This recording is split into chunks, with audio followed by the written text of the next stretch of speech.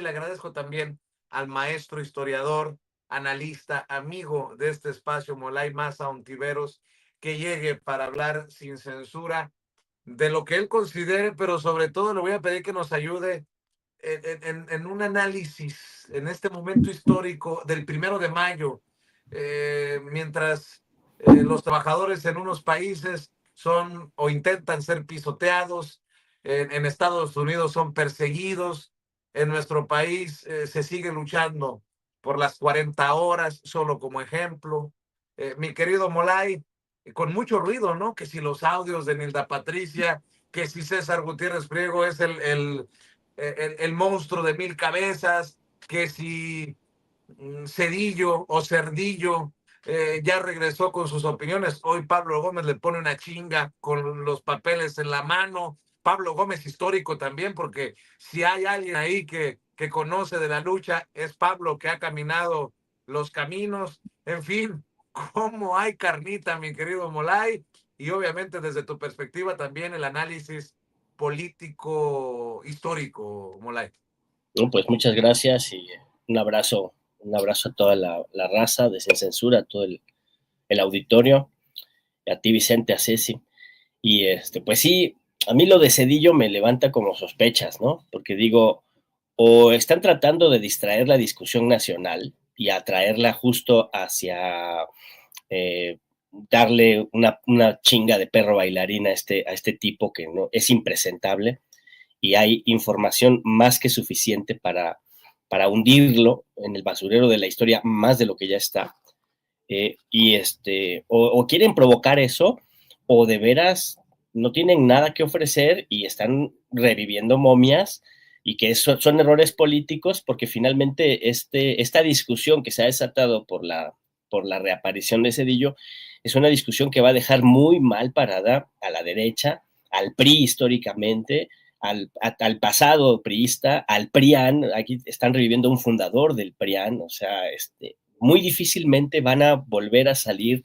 De por sí ya estaban muy desprestigiados, ya la pandilla golpista era un pequeño grupo de fascinerosos.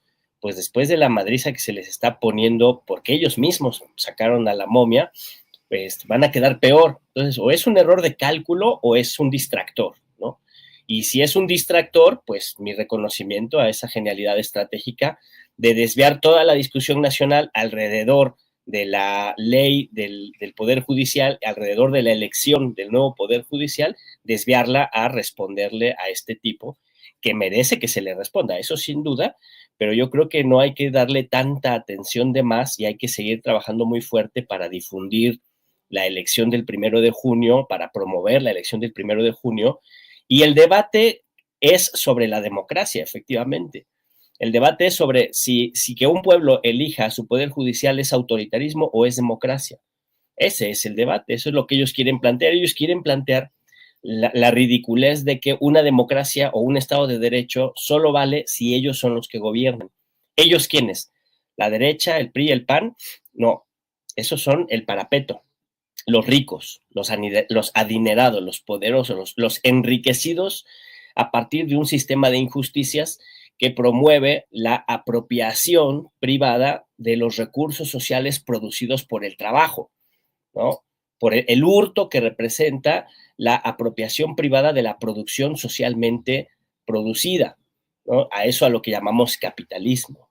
Entonces, cuando los beneficiarios materiales, la burguesía, la oligarquía, cuando los beneficiarios del sistema de producción capitalista gobiernan, imponen su ley, imponen sus reglas, pasando por encima de los derechos de toda la población y sobre todo de la clase trabajadora, cuando ellos tienen el poder y ellos mandan, a eso le llaman civilización, a eso le llaman libertad, a eso le llaman democracia, aunque ni es civilización, ni es libertad, ni es democracia, ¿no? Ni república, porque siempre el enriquecimiento de unos cuantos y la subordinación de las mayorías implica la violación de derechos que ahora, en el siglo XIX, a principios del XX, no estaban ganados, pero ahora son derechos ganados e inmortalizados en la Carta de los Derechos Humanos.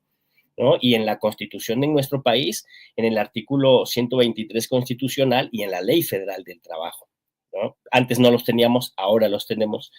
La Ley Federal del Trabajo, después de la Revolución de 1910-17, hasta 1931, se pudo plasmar la Ley Federal del Trabajo en la Constitución. Pasaron décadas después de la Guerra Revolucionaria, ¿no? Hubo un ascenso del movimiento obrero durante el principios del siglo XX. Luego el Estado postrevolucionario pudo cooptar y controlar al movimiento obrero, y de ahí surge lo que conocemos como el charrismo sindical. Y cuando viene el neoliberalismo, ese movimiento obrero cooptado, ese movimiento obrero charrificado, controlado, se convierte en un animal dócil, domesticado, que en su mayoría los líderes charros permitieron y fueron acompañantes de las reformas estructurales neoliberales. Un sector pequeño del movimiento obrero en México, encabezados por la Unión Nacional de Trabajadores, por el Frente Auténtico del Trabajo y por el Frente Sindical Mexicano, donde estaba el Sindicato Mexicano de Electricistas, los mineros, ¿no? El sindicato minero que se salió del bloque priista y se vino al bloque de los trabajadores en lucha, encabezados por Napoleón Gómez Urrutia, se resistió ese pequeño sector obrero. Digo pequeño porque la clase obrera mexicana son 50 millones de personas, ¿no? Y de esos 50 millones de personas, el 9% está sindicalizado. Entonces, y de ese 9%, la menor parte es la que resistió contra el neoliberalismo, un 30%, ¿no? Lo demás es sindicatos controlados por el charrismo sindical, ¿no? Entonces, ese pequeño sector del movimiento resistió contra el neoliberalismo, pero no pudimos echar atrás el neoliberalismo más que ganando las elecciones de julio del 2017 y poniendo un nuevo gobierno en 2018, ¿no? Ahora estamos en un 1 de mayo en donde a nivel global, como tú lo dices muy bien, hay una ofensiva del capital en contra del trabajo.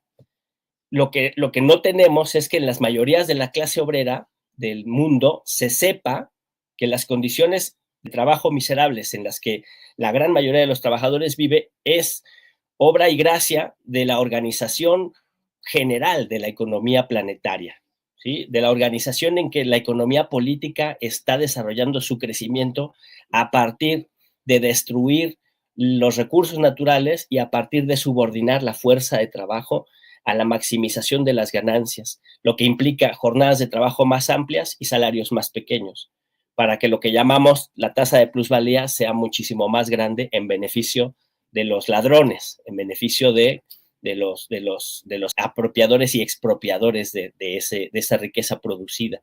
Esa conciencia no hemos logrado que arraigue en la generalidad de la clase trabajadora. Al contrario, nos han ganado la batalla cultural en la clase obrera y hay una conciencia individualista, hay una conciencia de competitividad y competencia, hay una conciencia de egoísmo, ¿no? Y de falta de organización colectiva. Entonces sí necesitamos acelerar la discusión sobre el mundo del trabajo y en relación con el mundo del capital, porque solo la movilización y la conciencia de las clases trabajadoras del planeta puede traer una alternativa al neoliberalismo, al imperialismo y al neocolonialismo a nivel planetario. ¿Cuál es la buena noticia?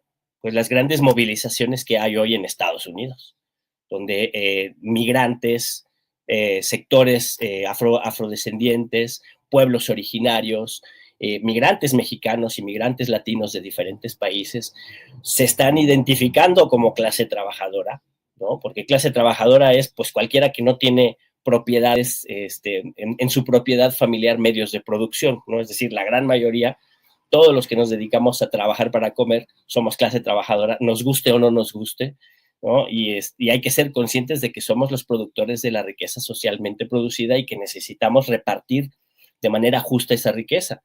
Y para poder repartir de manera justa esa riqueza hay que derrotar políticamente a los millonarios, a los oligarcas, a los ricos.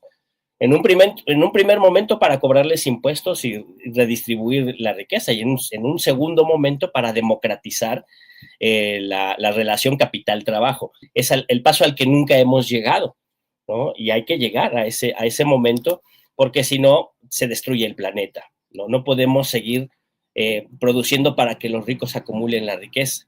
necesitamos proponer una nueva forma de relación social, una nueva forma de existencia social y política, y una nueva forma de relación entre el capital y el trabajo que beneficie al trabajo y que le arranque, le expropie lo robado a los grandes capitales, ¿no? Por poner solo un ejemplo, el apagón que hubo en España en estos días pasados es producto de la expropiación, de la apropiación privada de la industria eléctrica, ¿no? Y ya lo querían convertir en una conspiración de ataque cibernético, y no, es porque la empresa privada se embolsó 10,000 millones de euros, que se los embolsaron los patrones en vez de reinvertirlos en la empresa para que la empresa funcione para satisfacer necesidades colectivas.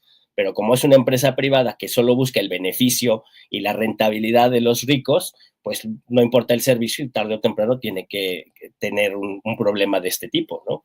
Y entonces, bueno, se necesita que esa empresa sea pública, sea del Estado, y su objetivo sea brindar un servicio, como lo hemos hecho en México, como lo hemos logrado hacer en México, por medio de la revolución y por medio de la democratización, pero el agente fundamental es la fuerza de la clase trabajadora, que está ausente.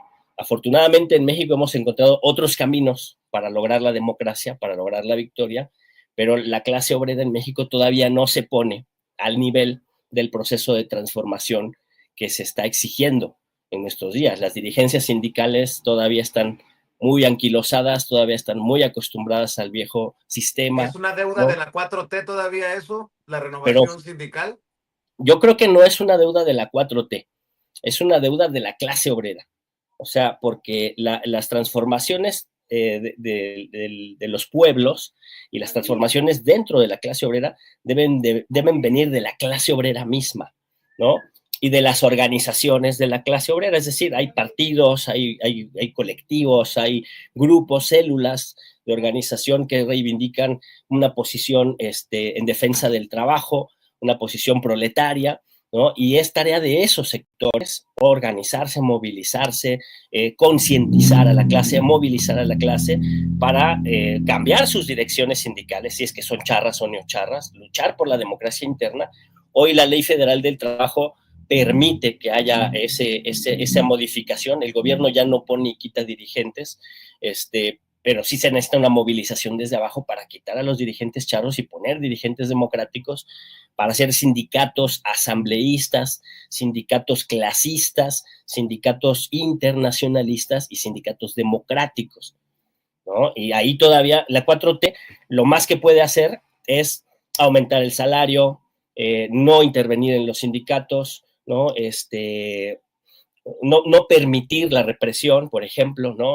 Observar el respeto de los derechos humanos para que los dirigentes charros no impongan medidas de coerción y terror a los trabajadores organizados, cosa que pasa, ¿no? O sea, el Estado de Derecho desarrollado por la Cuarta Transformación, que implica también al Poder Judicial, que lo tienen todavía usurpado los del viejo régimen, lo que tiene que generar es condiciones de democracia plena para que se desarrolle el movimiento obrero. Pero de ahí le toca al movimiento obrero desarrollar ese proceso de democratización. Ahorita los sectores movilizados, pues es el sector del magisterio, ¿no? La Coordinadora Nacional de Trabajadores de la Educación es el sector más movilizado en este momento.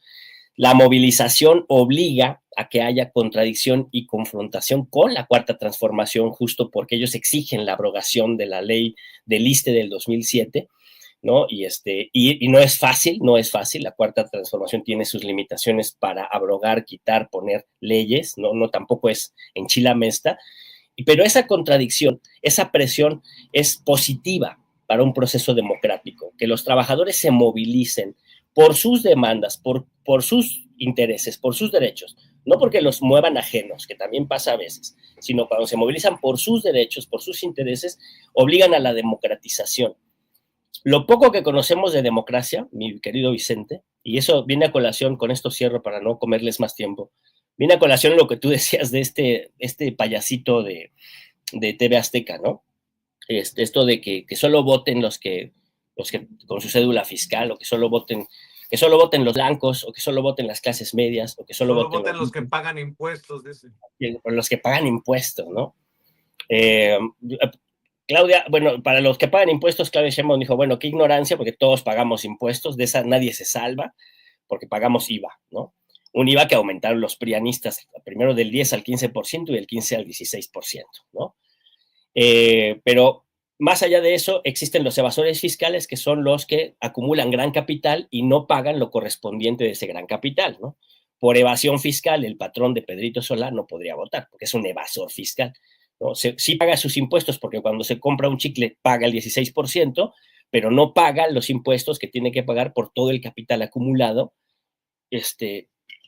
y que es un evasor fiscal. Pero más allá de eso, el hecho de que existan democracias, el hecho de que un sistema político permita que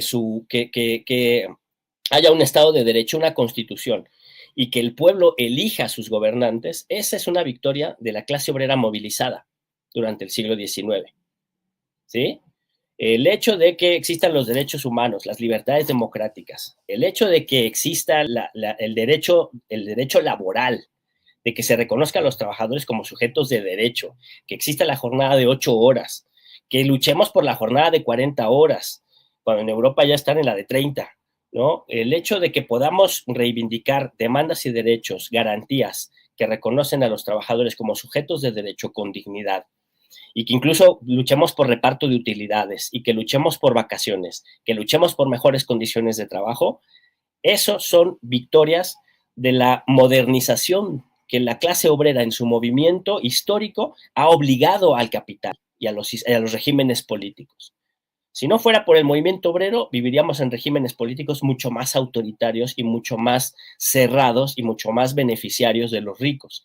Eso de que solo voten los ricos, eso ya era, eso así era. La democracia burguesa, cuando se empezó a desarrollar en Occidente, en Europa, en Alemania, en Inglaterra, en Francia, en Italia, en Estados Unidos, los primeros países que empezaron a ensayar las democracias parlamentarias, solo votaban los reconocidos como ciudadanos, que eran hombres y ricos, hombres con propiedades. Y fue el movimiento obrero y los movimientos populares los que obligaron a que se reconociera la ciudadanía de todos los seres humanos, primero de todos los hombres, con propiedades o sin propiedades, negros o blancos. En Estados Unidos no votaban los negros, ¿no? Hoy todavía les ponen trabas para votar, pero son ilegales. Bueno, el movimiento obrero obligó a que se abriera a todos los hombres, el reconocimiento de ciudadanía y por lo tanto de votación. Y luego el movimiento de las mujeres, las sufragistas y el movimiento obrero femenino, el movimiento socialista de las mujeres, permitió que se abriera el voto a todas las mujeres, hombres y mujeres, y que la ciudadanía se reconociera a todos los seres humanos con mayoría de edad y por lo tanto el derecho de voto. Y eso lo logró el movimiento obrero y el movimiento feminista. Y en Estados Unidos el movimiento antirracista, cercano al movimiento obrero y al movimiento feminista. ¿Sí? Entonces la articulación clasista de las diferentes banderas, feminismo, antirracismo, las luchas democráticas por las libertades, las luchas por la diversidad sexual, las luchas por el respeto y el reconocimiento de la diversidad, todas esas luchas identitarias articuladas por un sentido y una conciencia de clase es lo que ha permitido las grandes transformaciones. Eso es lo que tenemos que tener bien claro y es como que una fortaleza que tenemos que darle en este segundo piso, no diría yo a la cuarta transformación, sino al movimiento de transformación, al conjunto del movimiento, no a tanto al gobierno. El gobierno tiene sus limitaciones, el Estado tiene sus acotaciones, pero el movimiento necesita toda esta fuerza de clase que es la que ve en perspectiva la transformación histórica. El programa de la clase obrera es fundamental para las transformaciones en el siglo XXI, mi queridísimo Vicente. Pues yo agradezco, mi querido Molay, esta clase que nos dejas y que es tan necesaria en días históricos como este para actualizar esas luchas que fueron, pero son, si me permiten la expresión. Mi querido Claro. Molay, ¿por qué no invitamos a la audiencia que te siga en redes sociales y que continúe con sus comentarios, con sus opiniones, generando el diálogo, querido Molay? Claro, claro. Pues antes mandarles un abrazo fuerte por este 1 de mayo. Todos somos trabajadores y todos necesitamos desarrollar nuestra conciencia para transformar esta realidad en un sentido humanista, ¿no? Yo estoy en Netflix, estoy ¿cómo se llama esto? En Twitter. Twitter X. Twitter, X. No me gusta eso de X, pero esa madre, ¿no? En los trinos, como Molay Maza, en Facebook como Molay Maza, y ahí me encuentran, en Trends también Molay Maza, y ahí me hallan. Estamos haciendo programas allá en la 4TV, ahí ejerzo mi trabajo. Es un trabajo que amo y adoro porque no es un trabajo explotado, afortunadamente es un trabajo militante, y entonces eso es algo que hace que el espíritu se desarrolle, se desenvuelva. Ahí pueden ver nuestro trabajo en el canal de la 4TV, y muy felices de estar acá en Sin Censura y muy esperanzados en el movimiento popular, proletario y de las nacionalidades en Estados Unidos. Yo espero que este 1 de mayo sea el primer momento de un gran proceso de transformación revolucionaria y democrático allí en las entrañas del monstruo imperialista, que permita al mundo a pasar a una nueva etapa de su historia. Que así sea, querido Molay. Te mando un abrazote. Gracias, maestro. Cuídate mucho y aquí nos vemos. Cuídense mucho, gracias. Sale el maestro Molay Maza Ontiveros hablando con nosotros sin censura.